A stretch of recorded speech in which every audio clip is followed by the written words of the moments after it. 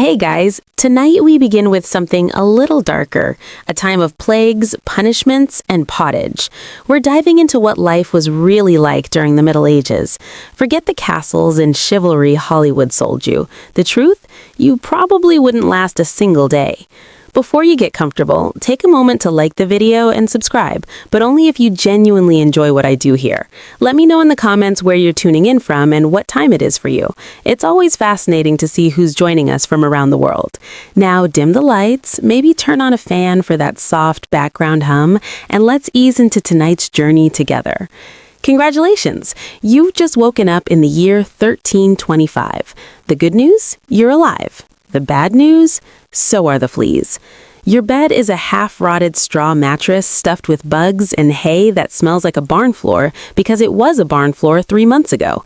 There's no memory foam, pillows, or Egyptian cotton sheets, just a wool blanket that hasn't been washed since last winter and now weighs roughly as much as a small cow from the accumulated grime.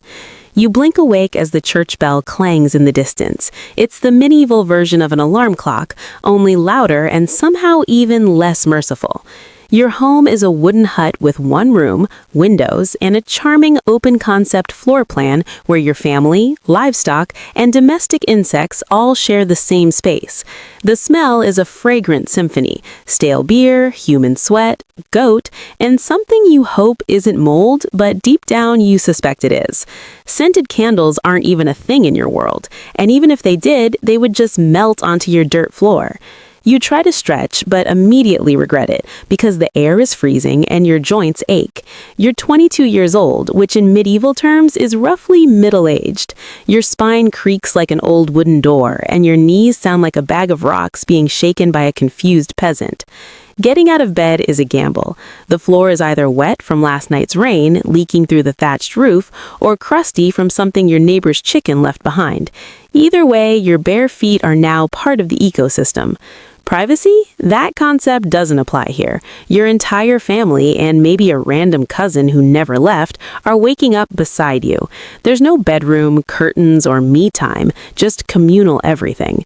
Welcome to morning in medieval Europe, where you're never truly alone because parasites, rodents, and 8 other people are always with you. And this is just how your day starts. It only gets worse from here. You managed to crawl out of your medieval haystack of horrors. Congratulations! Now nature calls, and it isn't calling politely, it's screaming. Here's where you start missing the modern bathroom. There's no toilet, seat, toilet paper, flush, or even a mildly resentful plunger in the corner. In the 14th century, relieving yourself is an adventure, a social experiment, and often a small public event. If you're a peasant, your bathroom is likely a wooden bucket behind the house, which is already full because Uncle Wolfstan had a rough night after eating bad turnips.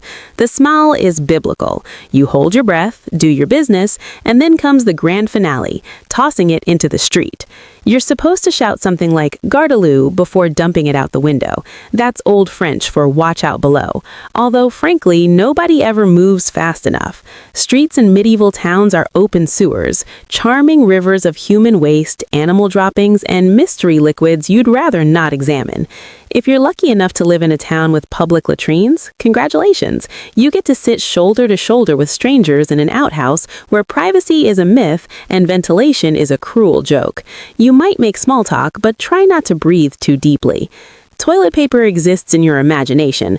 Most people wipe with straw, leaves, rags, moss, or, if feeling indulgent, a scrap of wool. Sometimes nothing at all, which might explain why handshakes aren't popular. And if you're in a castle, surely it's better, right? Sort of. You might have a garderobe, a hole in the wall that drops your waist directly into the moat. Great idea, except your enemies know this. Attackers have been known to climb in through the waist chute. Talk about entering through the back door.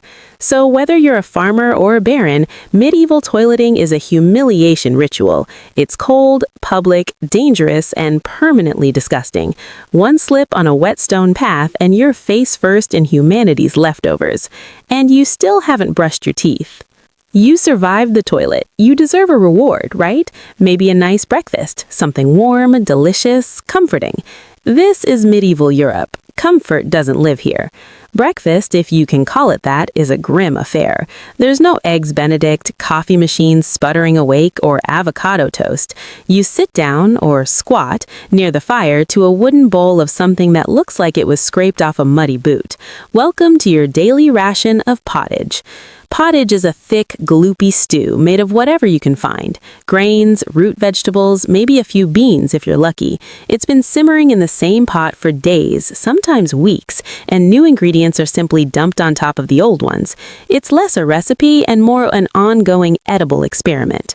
On the side, a hunk of bread so hard it could deflect arrows. It's made from coarse rye or barley flour, often bulked up with sawdust, ground acorns, or other creative ingredients, because wheat is a rich man's fantasy. This loaf isn't your friend. You don't slice it, you negotiate with it.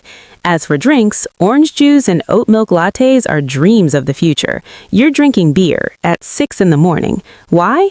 Because the water teems with parasites and filth, so you start your day with weak owl, low alcohol, high survivability. Kids drink it too. Nobody's thrilled, but at least it won't kill you immediately. Meat or cheese? That's for Sundays and saints' feast days, and only if your lord feels generous. Most peasants eat meat a few times a year. Fresh fruit appears only when in season and not already fermented into wine. Spices are for royalty. A pinch of pepper costs more than your monthly wages. Salt is valuable enough to be locked away. So you chew your britty bread, gulp your medieval beer, and try not to think about the rat that may have sampled your porridge overnight. Breakfast doesn't energize you, it simply happens to you. Now that you're properly underfed, it's time to work like your life depends on it, because it does. You get dressed. Your wardrobe consists of exactly one outfit. 1. A rough wool tunic or linen shift worn every day for months, possibly years. Seasonal fashion doesn't exist. The rule is simple. Wear it until it disintegrates or gives you a fungal infection. If you're lucky, you have a linen undertunic. If not, you're going without underlayers beneath scratchy, sweaty wool stitched together by someone who may never have seen a proper seam.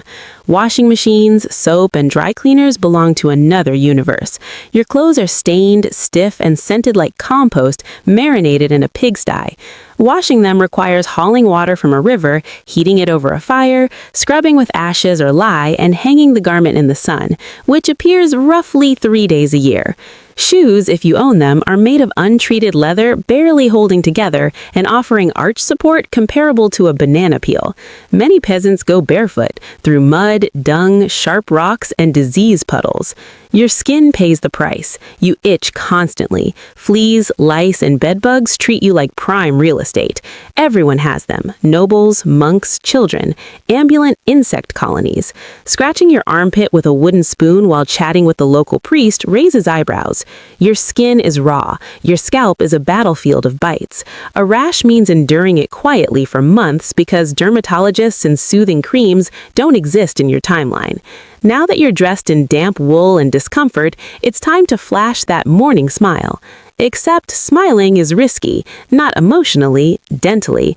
There's no toothbrush, toothpaste, minty freshness, or reassuring dental checkups. Your teeth are yellowed, crooked, and quietly plotting their escape from your gums. And the day has only just begun.